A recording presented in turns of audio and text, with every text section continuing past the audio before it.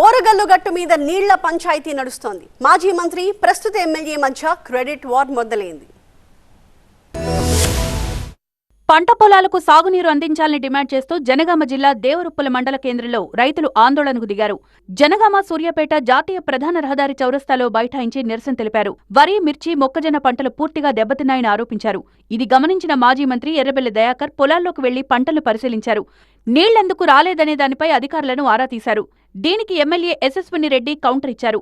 తాను అధికారులతో చర్చించి నీళ్లు వదిలేలా చేస్తే ఆ విషయం తెలుసుకుని రైతుల దగ్గరికి వెళ్లి క్రెడిట్ పొందే ప్రయత్నం చేశారని ఆరోపించారామె.